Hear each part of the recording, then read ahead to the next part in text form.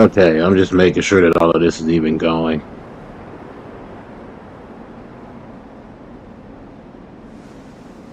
That right about here. That down there. Uh-huh.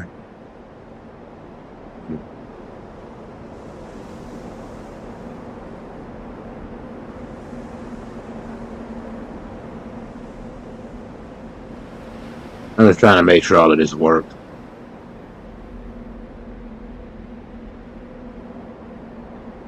Stuff never goes the way I want it to.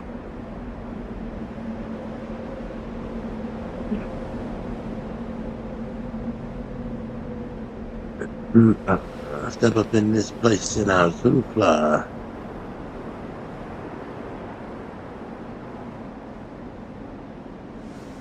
Mm-hmm.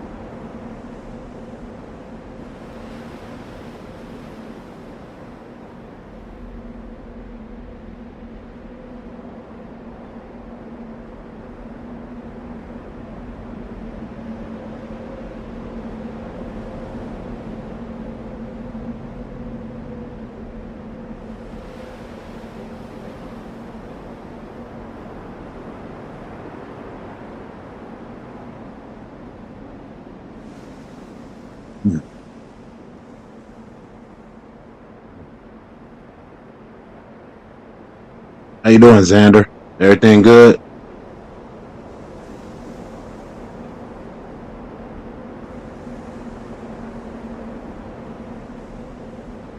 Just give me a second. I'll be firing this up.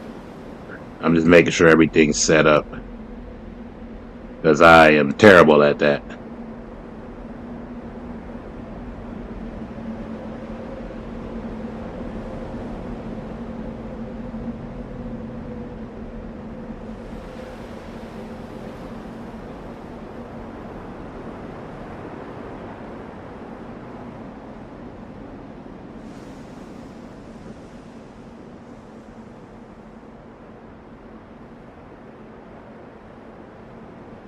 Hmm. There we go.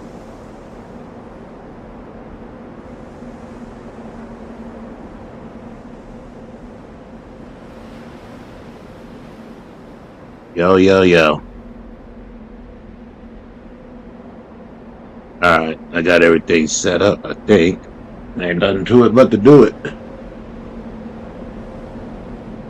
Make sure that that's all good. Oh, wait, no, there's something I'm missing.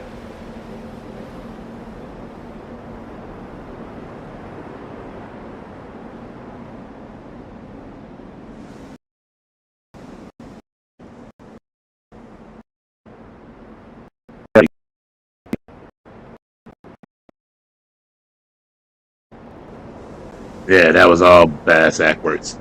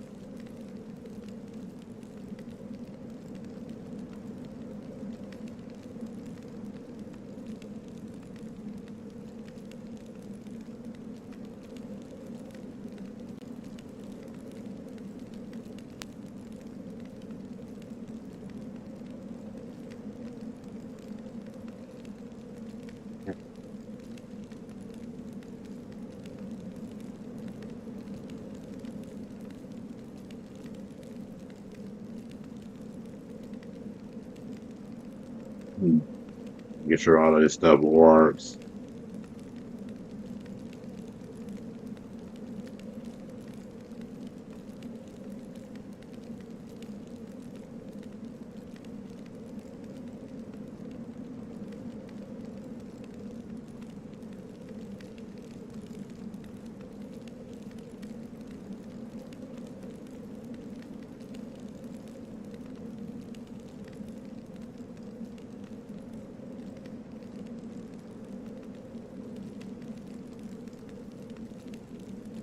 What's that there? That's good.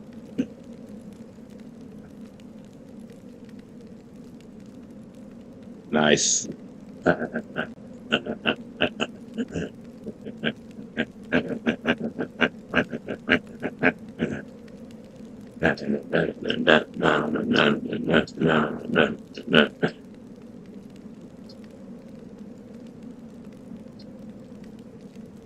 Now it's always the same thing. Everybody nowadays, that is going on. No one's in the same, but you know the same thing. I can tell you that everybody's got a problem where they gotta go. Now, what's that the thing that I can tell you? Then I can tell you that there's nothing there that has. But I know for a fact that I am down below. There is nothing about me that I need to know.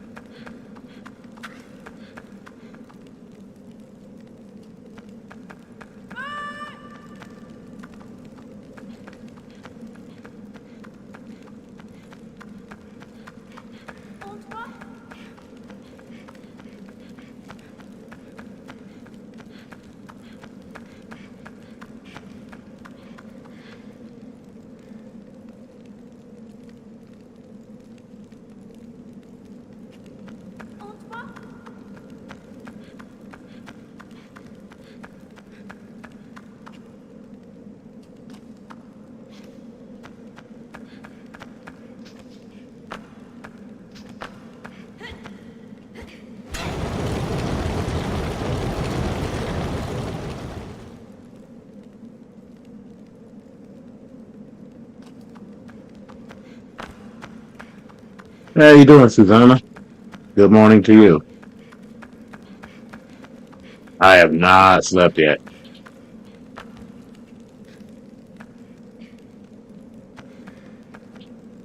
I'm just playing this classic right here. And I don't know.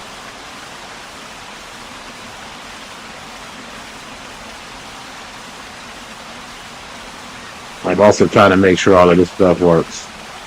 Hey, Village Food, how you doing? I hope everything's good. Hope everybody's good. And indulging me while I play this boring game.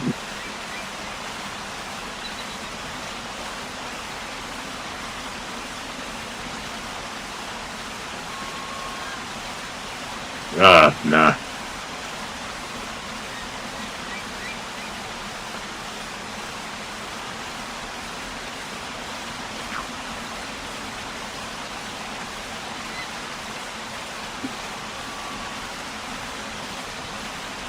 Problem with this game is that it's very old. By the way, can y'all hear me? Can you hear me at all? I want to make sure that I'm coming in audibly.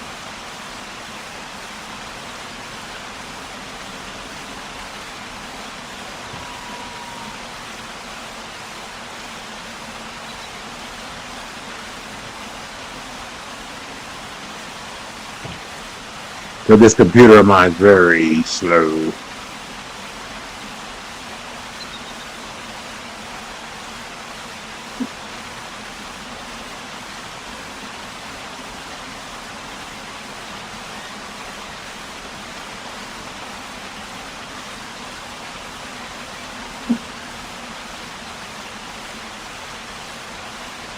Hi, Arthan. How you doing?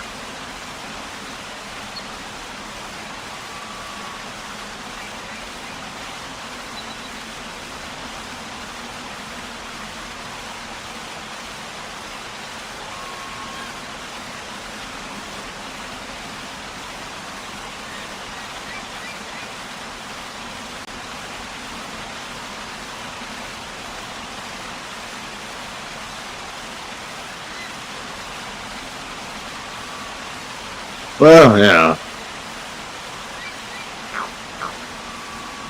Let me see some. Oh, okay, it is working.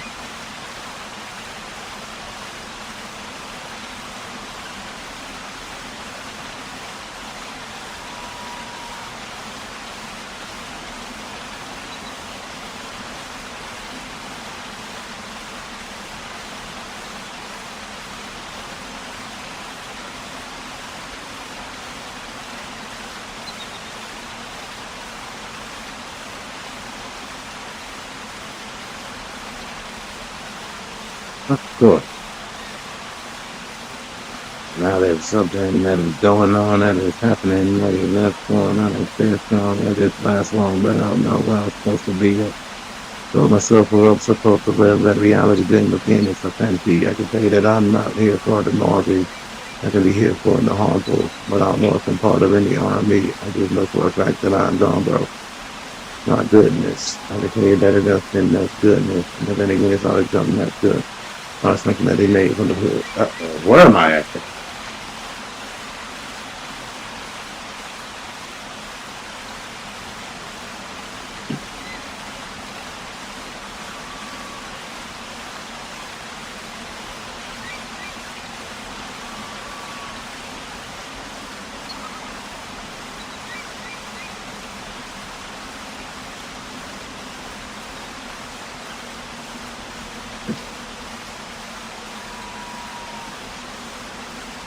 Nothing more, there's nothing good, but there's something inside my hood. There's something that abnormal.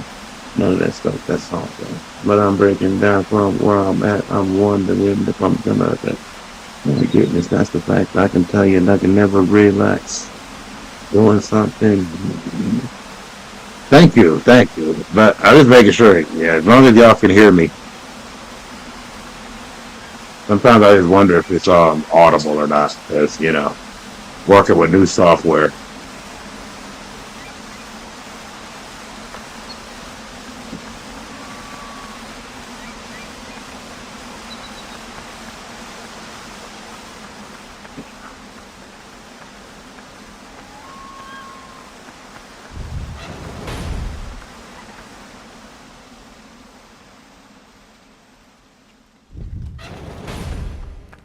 Oh,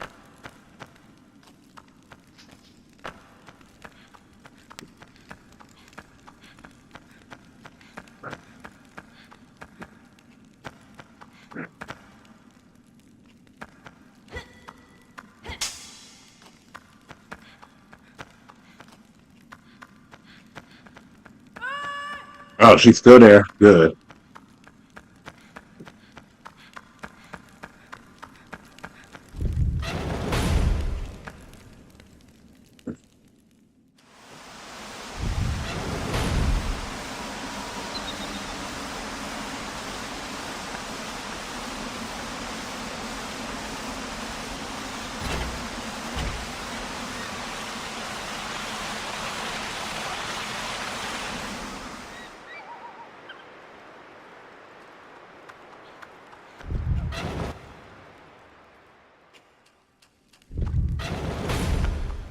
There is no way, there is no place, there is no say. Everyone can say what they say. That's okay, cause I stay away.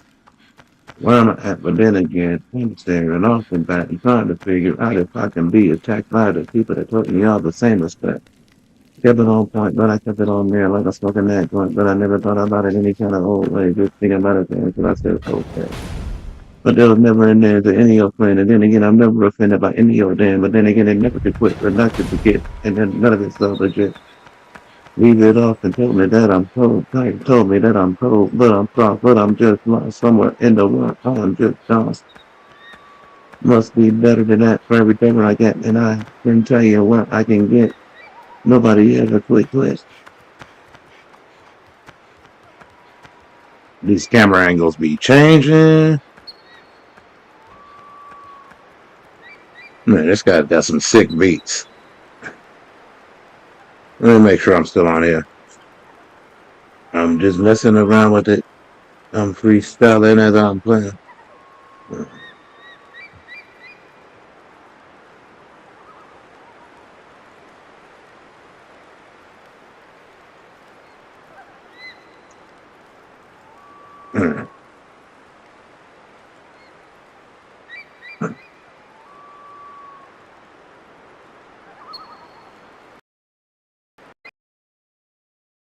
The stuff keeps popping out because, like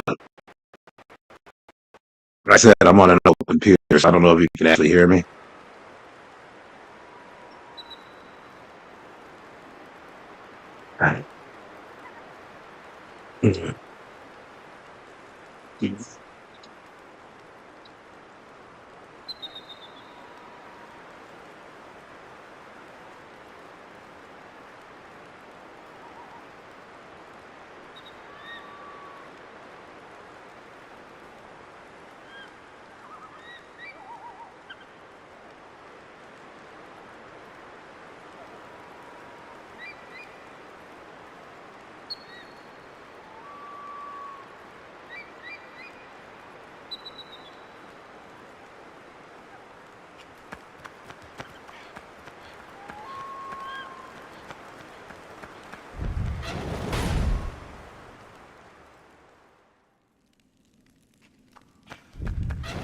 Ah, I'll be right back, girl.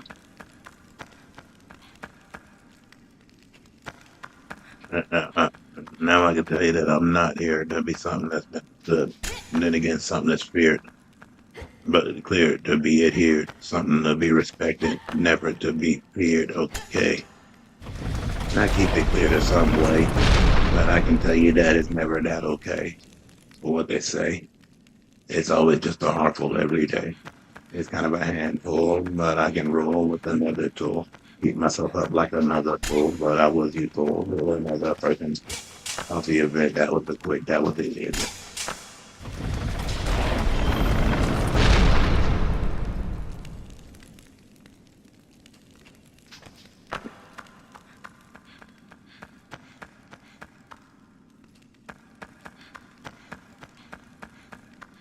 I don't like that they put this game on as buzzer, but you know.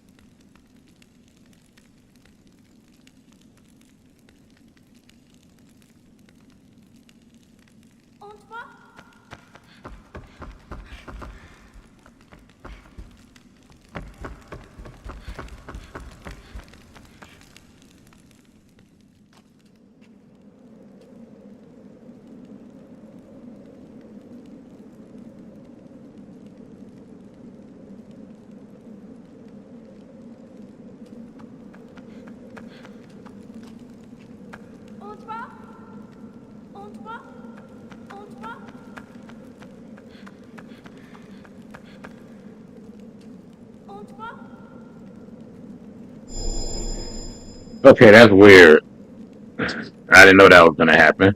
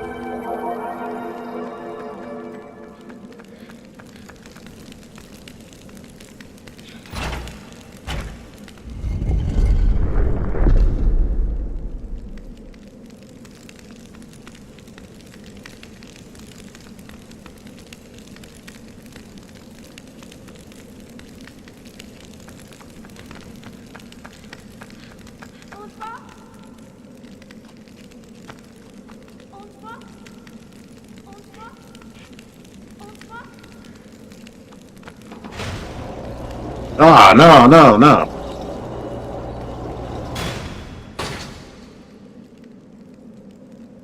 Yannick!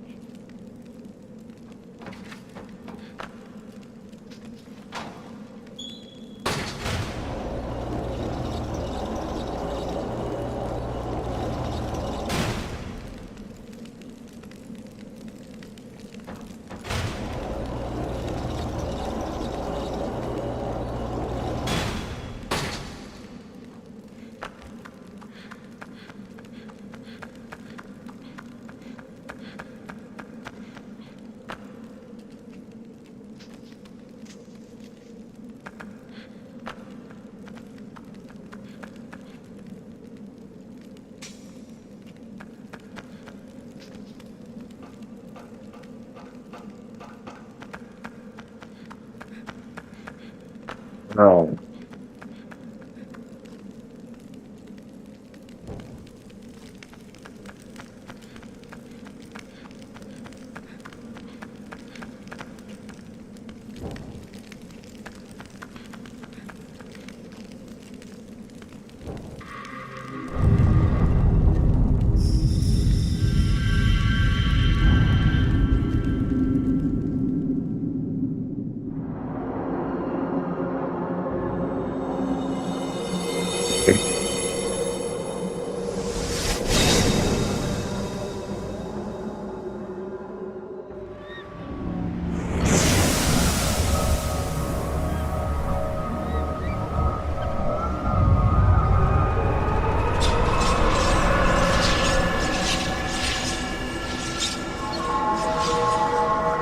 Castle.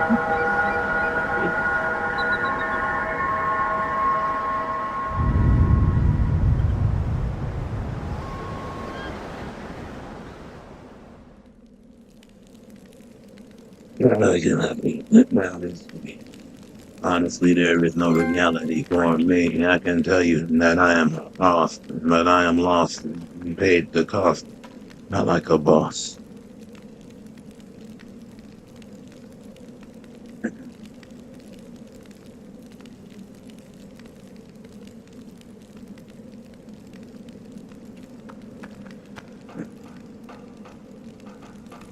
On se va?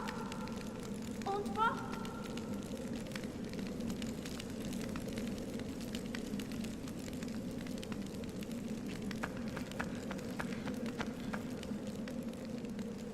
On se va?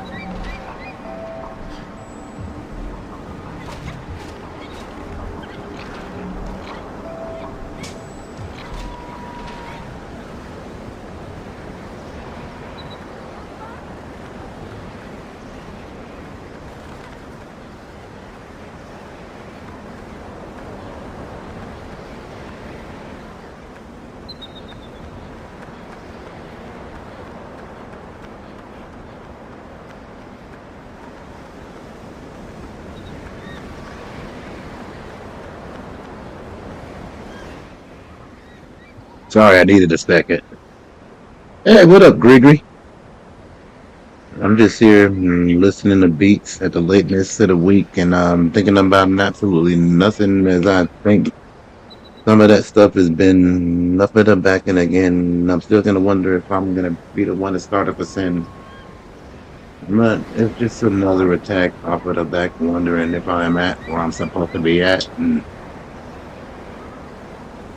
there's really not nothing to say, but I just keep it on counter display, like my heart. And sometimes I just let it go like the bullet they spray. Can't help the fact that I'm just gonna keep it up on the display. And a classical game is something that I'm here to be playing. Nothing to say. I'm just gonna say what I have to be saying. But that's all right. Keeping myself tight out of myself when I'm hitting the mic. Dispatched by events, never could quit, never repent, but I can never see a sin that I want to forget or I want to begin. You can follow me on this spot, that spot, where I'm at. I never know what I have got. After time, it's all just brain rot and keep myself into a point where I've got nothing that makes sense to the malcontent that's offended by stuff that I have spent. Said it before, said it again, without no friend to sin. And I don't know if I'm supposed to ever end. Never to begin. See where I'm supposed to be. Will never go where I'm supposed to be in my life with another flow. Oh no.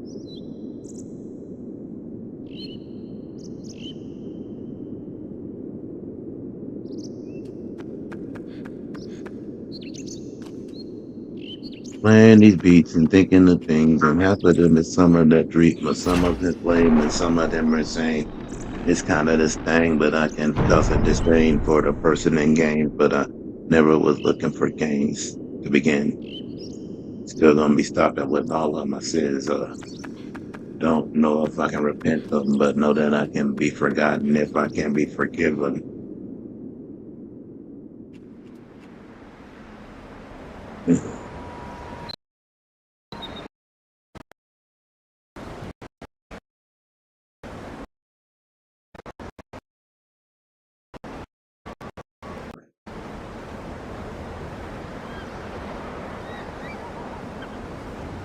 Never could see where I can be. Reality see. My fantasies can never be seen. But then again, I keep it on like a beam, triple beam, like this. And again, maybe perfection, not just for self.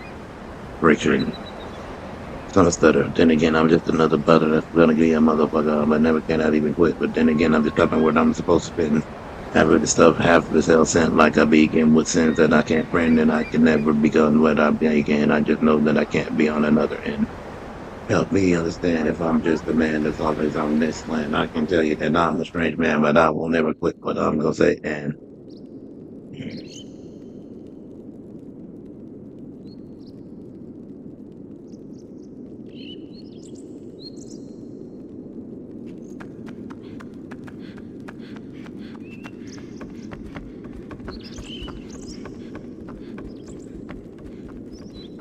not gonna be the one to see reality and fantasy. I keep it on to me, but I can tell you that I'm never gonna stop till I get myself enough. Keep it on the attack. I've lost the attack. I lack so much tact, and that's alright. I can't really relax and sit back. The facts. That's just the way it is, and that's how I am as I go through the cracks of dawn, harm, some of the stuff I've been scorned.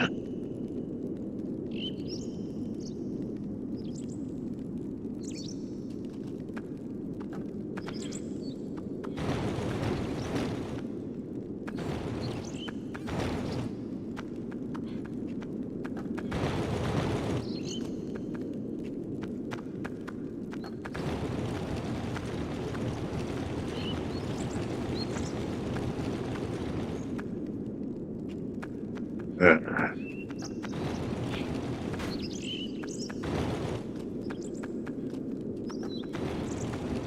Never could quit, can't stop, can't spit, hell spent, and that's it. Don't work, I can't forget.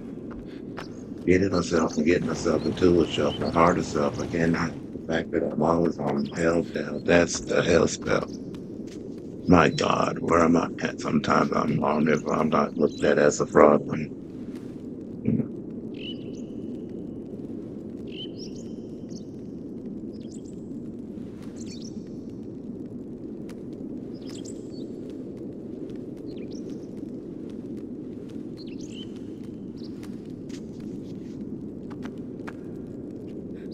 I swear this kid moves too fast.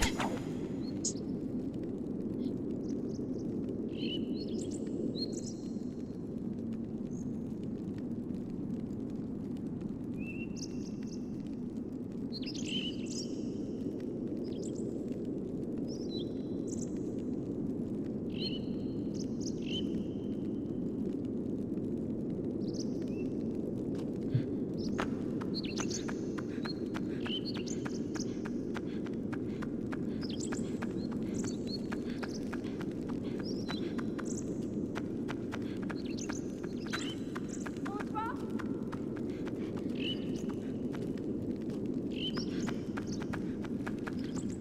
Hey, what up, Caitlin? How you been? Everything good? Everything right? Man,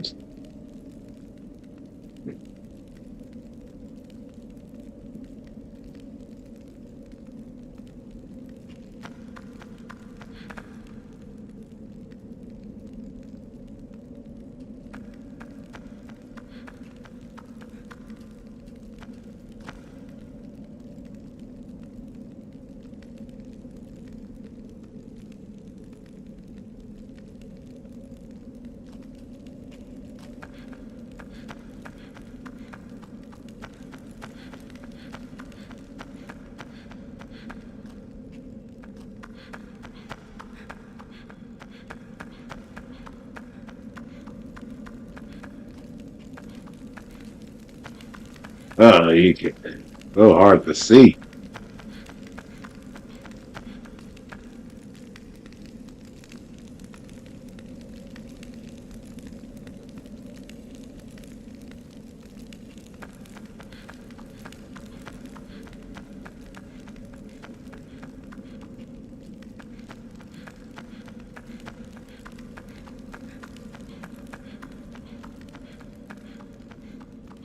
Uh,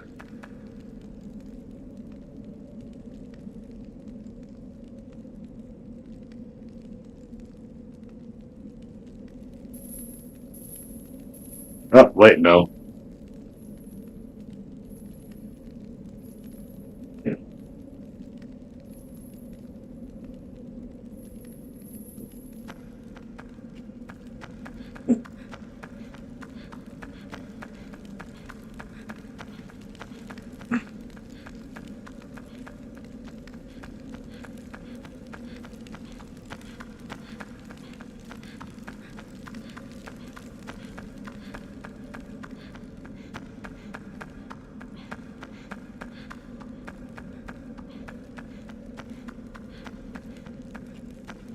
Been a long time since I've seen you, Caitlin.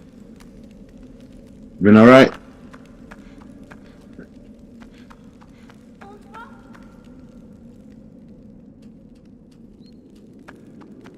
SpongeBob?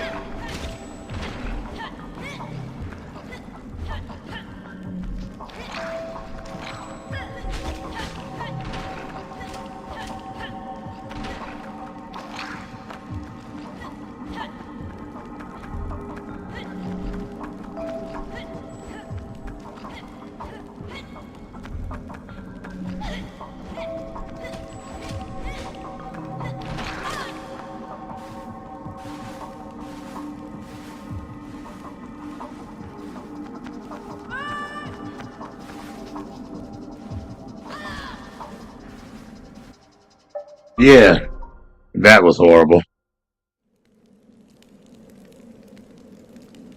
On va?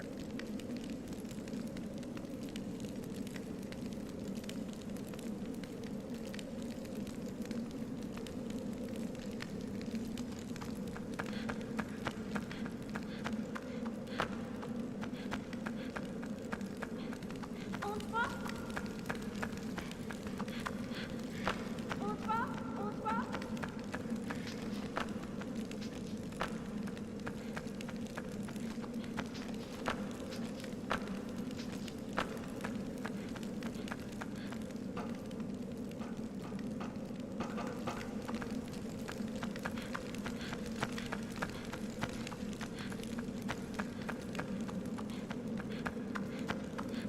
On va?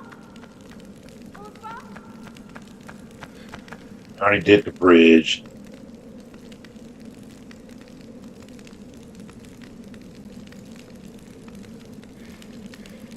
On va? On va? On va?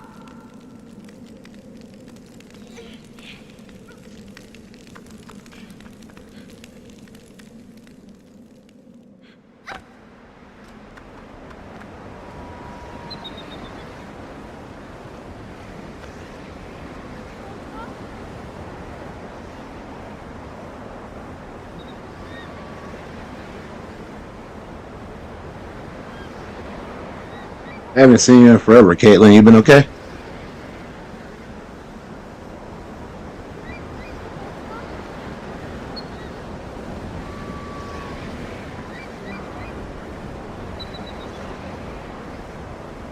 Now, let me see if I can figure this out.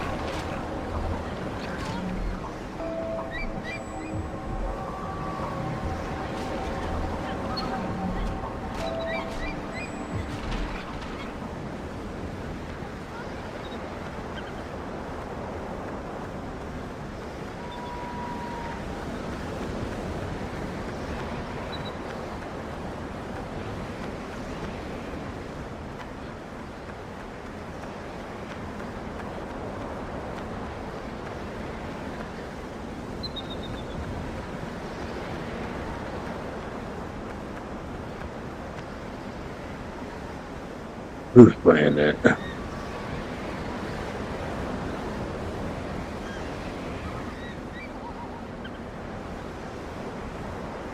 Gang, gang.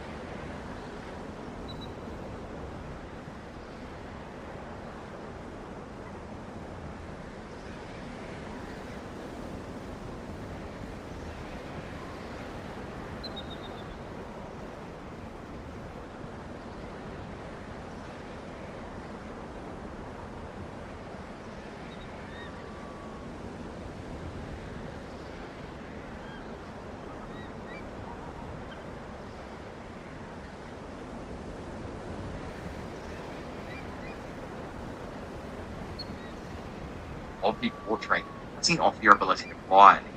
As the illusion. Oh, a girl who believes in ghosts, and Okarun, a guy who believes in aliens. They make a bet to prove who's wrong, and After the Don Monra incident and Turbo Granny's departure from the ISA residence, Kami High outcast Koki Yukishiro sets her sights on stealing Momo's power backed by her small band of minions. But the assault isn't on her own will, and unknown teachers pulling the string. As the curses plaguing Momo, Funji, and Daiki grow steadily worse, the orchestrator pushes them to the brink, unleashing relentless waves of knife-wielding subordinates to drain their strength. Living on nothing more than a grain of rice and a few drops of water, Momo jokes that it must be what an astronaut feels like, earning a smile from Vomola. Thinking she can finally relax, she takes comfort in being too small to attend school, until Seiko insists she keep up with her studies and orders her to go in secret. Vomola offers to carry Momo in her backpack, but Momo snaps that she isn't a toy. Seiko warns that Momo's size would cause a panic if anyone saw her, so she must stay out of sight. When Momo protests going to school, Seiko asks to see her report card, prompting Momo to give in and head to class, where she meets Vomola, Okarun, and Ira, the latter amused by her tiny predicament. In class, Okarun quietly tells Momo to keep her voice down and stay hidden, asking Vomola to keep watch. But when Momo calls out to a male student, he assumes Vomola was speaking, only for her There to we go. promptly turn him down. The mix-up confirms Momo's belief in fairy lore. Humans long ago could see fairies, and even now, people can perceive them if they strain their eyes hard enough, though most have lost this ability. Okarun blurts out that he has an idea, earning a sharp scolding from the teacher, much to Momo's amusement. Later at Okarun's request, they gather in the library to research fairies, whether in novels, history books, or myths, hoping to find a cure. Rin discovers a book and notes that fairies often appear in mythological motifs, with socially vulnerable people depicted as small, easily overlooked presences. Momo apologizes for the trouble, but Okarun assures her they're helping simply because they want to. He then asks if Turbo Granny had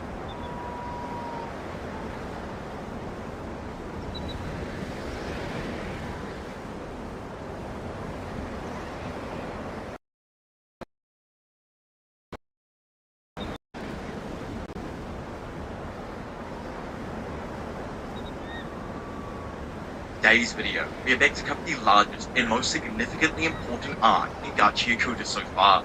This part of the story blew my freaking mind. It's only comparable to arcs of a similar level that were able to achieve GOAT-like status, like the Shibuya Incident arc or International Assassin. After clashing head-on with raiders and getting caught in Zodal's twisted experiment across the border using an imitation trash beast, Zodal now turns his sights on the Joker's creator to complete the Watchmen series and reach the sphere. This arc brings high-stakes conflict, shocking revelations, and a race against time that could change everything. Will the cleaners uncover the truth and stop Zodal's plan before it's too late? Let's find out.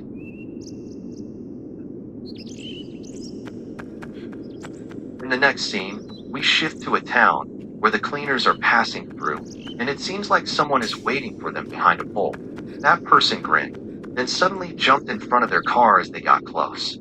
The cleaners immediately braked before they could hit the man, but even so, he fell over.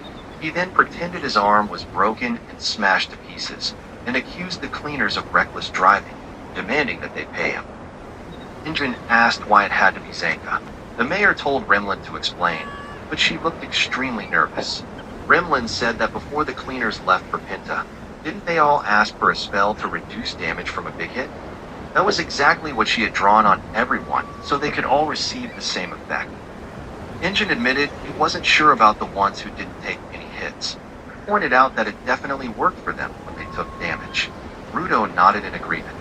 Relieved Remlin, because she was confident the spell would, which was good. However, the mayor was still waiting for her to say something else, so she finally started to explain while sweating profusely.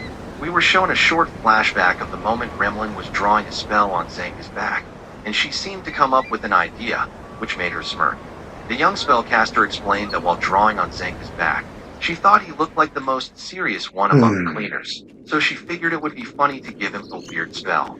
Rudo and Injin looked completely shocked, and Injin asked if she was saying that Zanka didn't get the damage-reducing spell. If so, then could she tell them what kind of weird spell she had placed on him? Right then, Remlin asked Zanka to do something, and when he did, his left arm suddenly grew larger, shocking Rudo. Then something came out from a hole in Zanka's enlarged arm, and the sound of it was the only thing audible in the room. while Remlin just waited nervously. Once everything finished coming out of Zanka's arm, Remlin smiled, although it was still clear how awkward the whole thing was for her. She immediately apologized to Zanka, but he just stayed quiet and deep in thought. Engine began wondering if this was going to be bad and was just about to talk to Zanka, but before he could even start, Zanka suddenly burst into laughter out of nowhere. He laughed so hard that everyone was visibly stunned. He apologized to Remlin, saying he had never met anyone who would even attempt something like that on him, so it genuinely amused him. Remlin asked why he was laughing, since it was her fault that he got hurt so badly, but Zanka said it wasn't her fault. According to him, spells were nothing but insurance, and he wouldn't go into a fight assuming he could rely on that kind of safety net. He then smirked, and added that he simply wasn't good enough, and that was all there was to it. Rudo was left speechless at what he heard from Zanka, noticing how tightly he was holding onto his blanket. Zanka added that he was still too weak, and that was the problem, so no one else was to blame but him, and it didn't matter how many times people said sorry, because he had no intention of accusing anyone else. The mayor then offered to help cover Zanka's recovery, but before he could finish speaking, Zanka said he didn't want that either. He didn't need money from the mayor or from Remlin, because he could grow strong.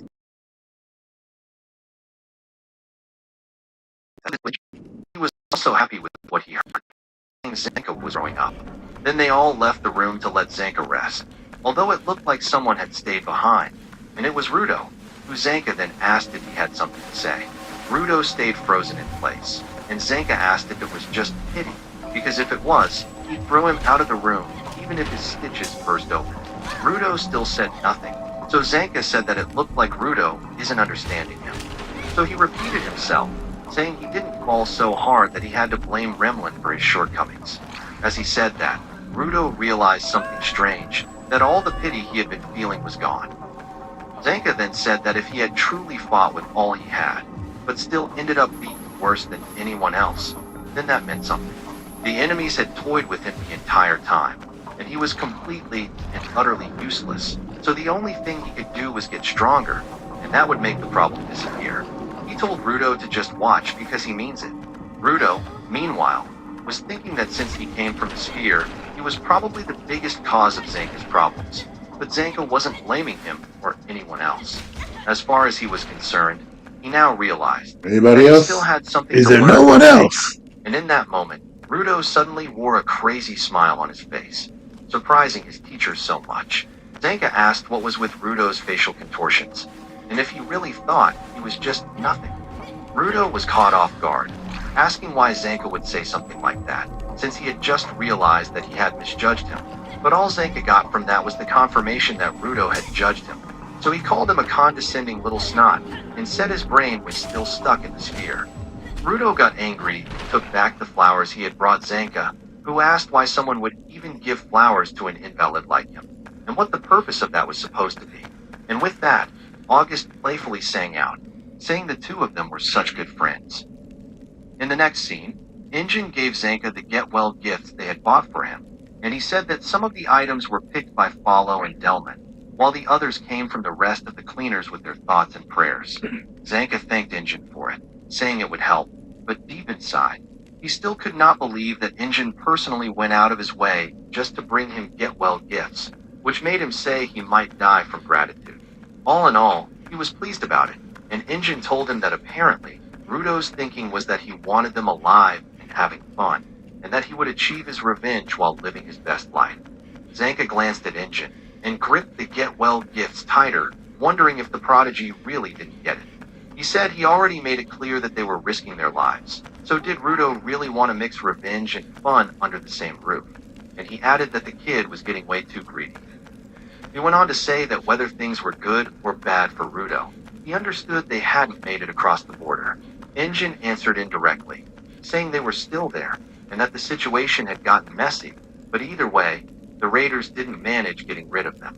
Still, eliminating them wasn't the raiders' main focus, because what they really wanted was to take down the sphere, and even if it was just a part of the overall process, if the raiders were going around creating trash beasts, then they would have to step in. With or without Rudo on the team, Injin said he was pretty sure they would still fight the raiders again. Zanka replied that either way, it didn't change his own plans, because he was just going to get stronger. Whatever it was Rudo wanted to do, and the other thing came before his revenge, they should just let him do it. It didn't make any difference to him how many friends Rudo gained on the ground, but he said Rudo needed to figure out what he was forgetting. Zanka suddenly wondered if, as Rudo's trainer, it was his job to teach him that, but he didn't get any answer, since the person he was talking to was asleep and drooling, realizing that he had just been talking to himself all this time. Next, we moved to Rudo, who was in the hallway and looked upset while sweating. He looked out the window, and outside he saw someone sitting on a bench. It was the young spellcaster, Remlin, and Rudo thought she looked really depressed and noted that he hadn't seen the mayor of Canvas Town anywhere, suggesting she must have been left behind. He asked himself if he should do something, but wasn't sure, because it doesn't seem right for someone like him to cheer someone up. Then again, ignoring the situation didn't feel right either. Right then, someone arrived and asked what he was doing. It was Zanka, and Rudo was surprised to see him. So he asked him if it was okay for him to leave his bed. Zanka answered that staying cooped up in one room all the time wasn't really his style, and that it was awkward having someone sleeping beside him, which made Rudo curious. Zanka also noticed God, I Remlin think I'm looking lost. to be outside, so he asked Rudo if he had thought about going to comfort her or something, which caught Rudo off guard. Rudo replied that yes, he had, but he felt like someone like him wasn't the right person to try and talk to anybody. Zanka sighed and said, first of all, he would remind Rudo what he was forgetting. He asked him if he was planning to look for Amo or what, which clearly hit a nerve with Rudo. Zanka added that honestly, he didn't care about Amo, but back in the desert.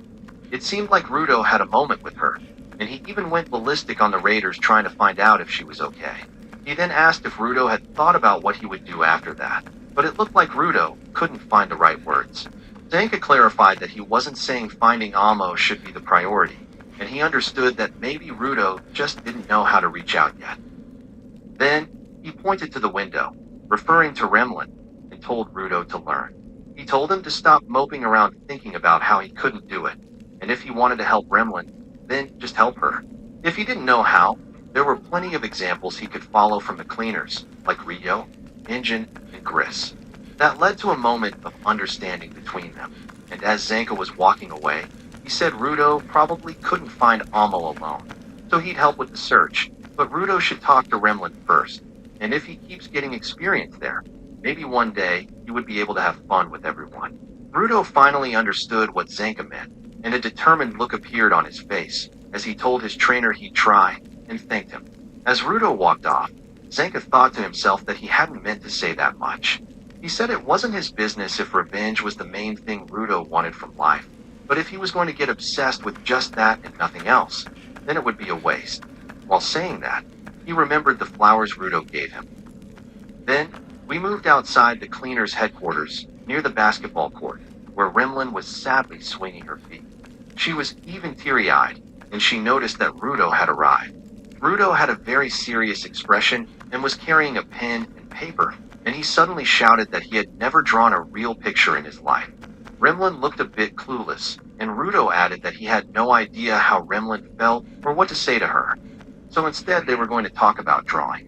Rudo explained that he wasn't asking Remlin to teach him how to draw, but he wanted to reach a point where he could draw a portrait without embarrassing himself. So he wanted to ask for a few tips. He also said he hadn't seen Remlin's artwork in Canvas Town, and if Remlin had time, he'd like to check it out too. Remlin just looked at him, then suddenly smiled and burst into laughter. He laughed so hard, saying Rudo had so many things to say, but he didn't understand her, and all he got was that the young spellcaster was laughing. So Rudo figured he must have said something right. In the next scene, a mission was given to Dia, Rudo, and Gita, who were told they would be going on a field trip to Canvas Town. In the next scene, Rudo, along with Gita, Dia, and Remlin began their journey toward Canvas Town. Outside a tunnel they passed through, they noticed several crows in the area. A feather from one of the birds had fallen to the ground, and in an instant, Gita dove in front Yeah, of I'm just Rudo to guessing at grab this it, point. while Remlin shouted in frustration, saying Gita beat her to it. Teasingly, Gita showed the feather she had collected and bet that Remlin wouldn't be able to gather more than her by the time they reached Hey, the Canvas rope. Town. Remlin protested and said it wasn't fair, since her and all the other cleaners were definitely more athletic than she was. While this was happening, Rudo looked visibly bothered and asked himself how he ended up in this kind of situation. Then, the scene took us back 2 hours earlier, for their departure. Inside the cleaners' headquarters, specifically in the cleaners' common room, Injun was playing a card game with other people, while Rudo was getting drawing lessons from Remlin. Gita and Dia had joined them. Their activity quickly caught the attention of their boss, who commented that the scene looked heartwarming. Happily, Remlin greeted the boss and explained that Rudo wanted to cheer her up, so he asked if he could learn how to draw. They figured they could all sketch together, and this was the result. Rudo immediately shouted with embarrassment, telling her not to say that to Corvus. But Corvus only smiled, visibly touched by what he saw. He asked Rudo what he had drawn, so Remlin handed him one of the papers, which made Rudo shout again, begging her not to show it. Upon receiving it, Corvus saw that it was a picture that seemed to depict Regdo, though not exactly in the most flattering way. Corvus was speechless for a moment and tried to offer a kind comment, saying they could maybe call it artistic, but Semiu didn't hold back.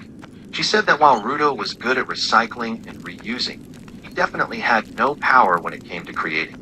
That made Rudo slam his head into the table out of pure shame. Gita then asked if her name was really Remlin and what she was drawing. Remlin excitedly stood up, full of conviction, and declared that the time had finally come. The time for her to add her own drawing to the spellcaster's heritage mural. Upon hearing that, Corvus remembered what it was and began explaining that throughout generations, the spellcasters have poured their thoughts, ideas, and anima into a large mural on the walls of Canvas Town. That, he said, was how they recorded their history, and he commented that it was a beautiful tradition. Remlin added that at the very center of it, spellcasters placed their image of how they perceived the world in their time. She imagined that this would be the biggest and most awesome work of her career. But then she suddenly slumped onto the couch, saying it wouldn't be easy drawing on that sacred spot all on her own, while the mayor reminded her not to forget to buy ink, so she wouldn't run out. The mayor added that while she would help her, Remlin would still have to retrieve all her tools and materials by herself, which made Remlin comment that this really was the life of a creator. While listening to their conversation, Corvus was deep in thought, and after glancing at Rudo and observing the group in that moment, he suddenly grinned and decided to assign them all to a mission. They would go on a field trip to Canvas Town. Everyone present was stunned when they heard it and stared at Corvus with mouths open and eyes wide, while Rudo looked visibly annoyed and bored at the idea.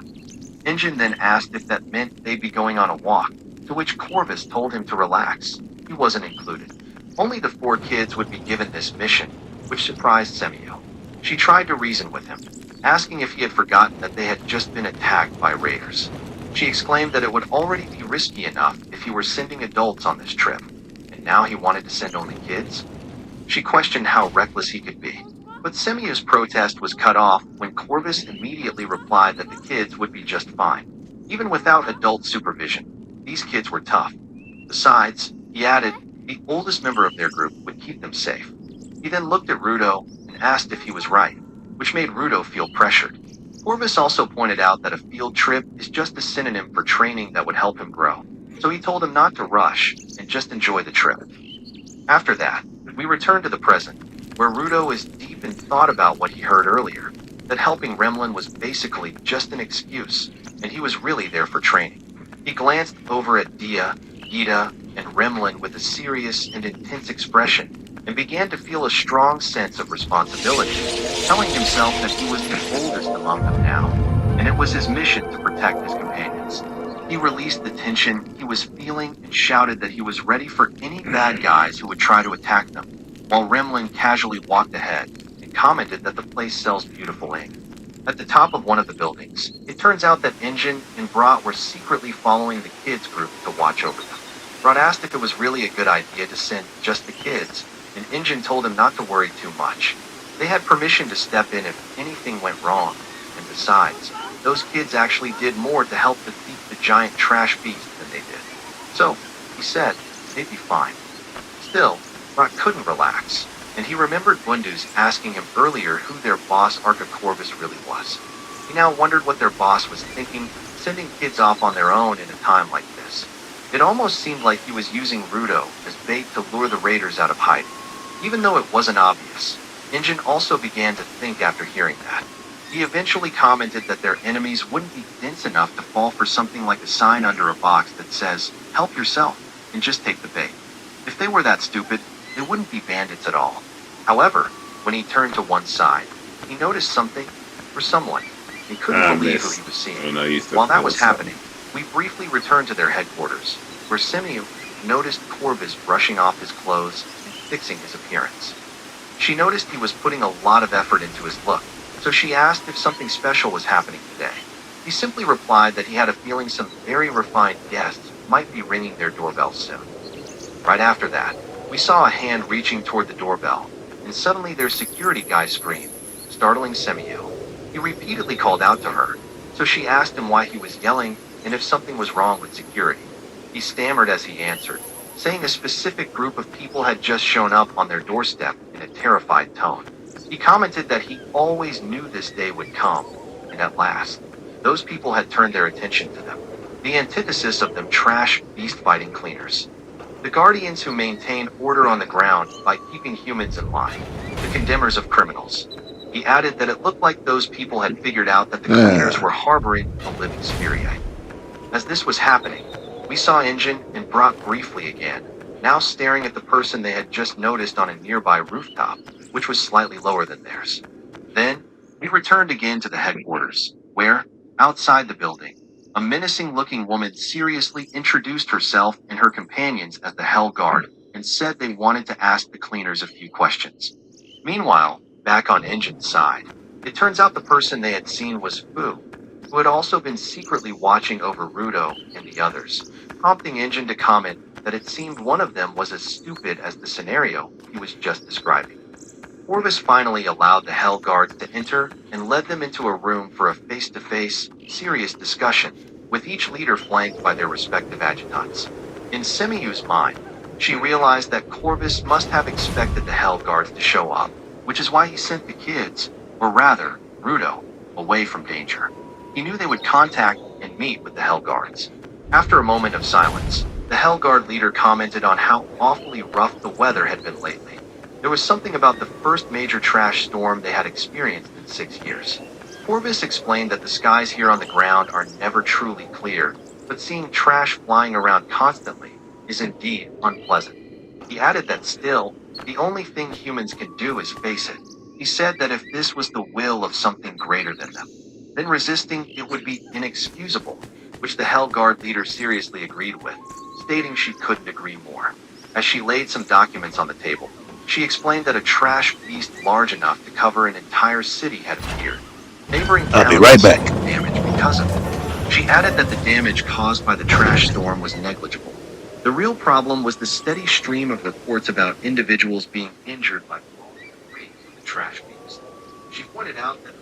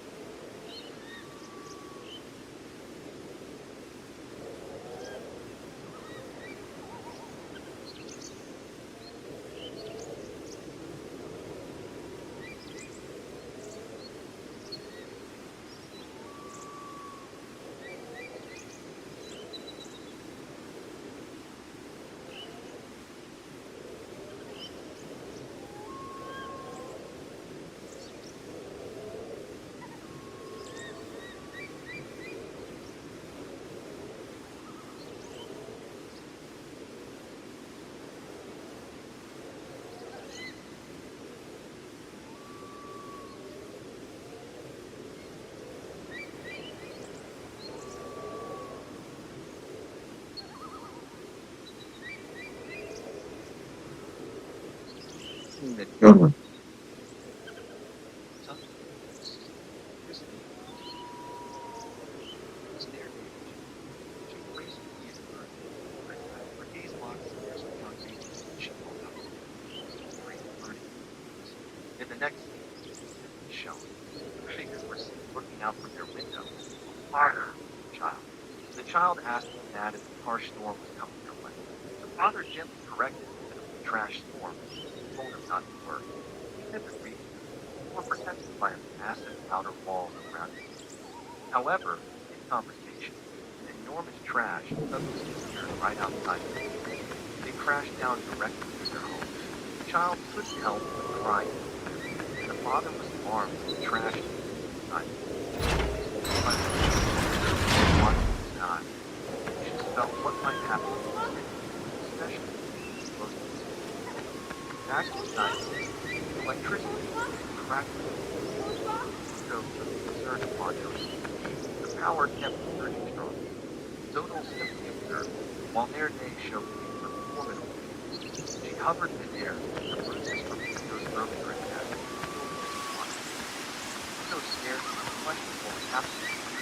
Zodal, another human, recognized the form she was understood what she was doing. Nerday explode had already burned away the sheer power of her. Stopped. Zodal thought. Everyone was truly fast. Then he ordered his comrades to prepare for departure. Their escape would be done by the former ability. Zodal noticed that he was fading no longer. When he caught up, called out to Zodal, watching closely. This was the true resolution of someone who had thrown away his depression. Once everything was over, he would return to retreat and watch the others. Pluto tried to stop him, but they had already left. But instead he hadn't been told yet what happened to him. He wouldn't easily laugh. He remarked that it looked like the truth. The manhole closed. They were gone. Pluto, frustration.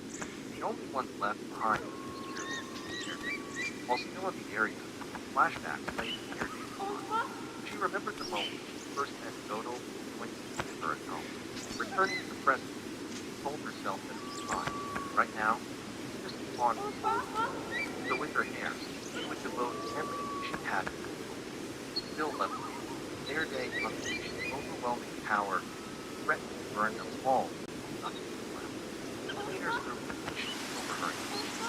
While floating in air, she released devastating electricity, nearly making her attack the last burst. The cleaners tried to escape, but the blast radius was so wide that they all got struck.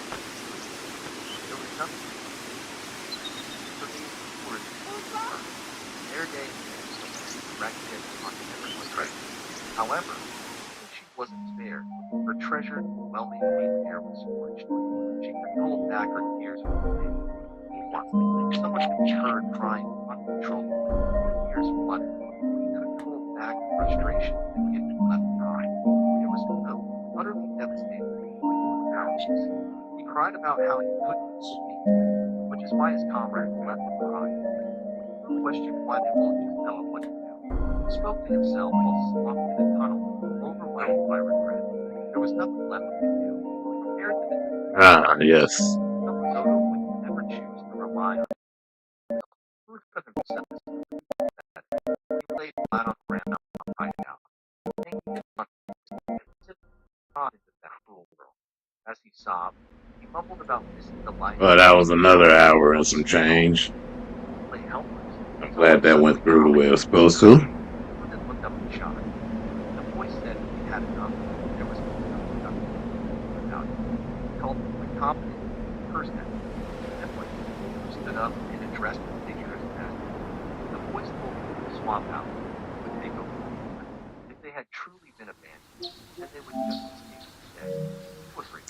Back in the trash store, the trash can was wind fly towards the corner. Amid the chaos, someone yelled out for it. Anyways, I just wanted to do a quick hour. Struggling to hold on. I hope that everybody's doing well. Master crushed the basket.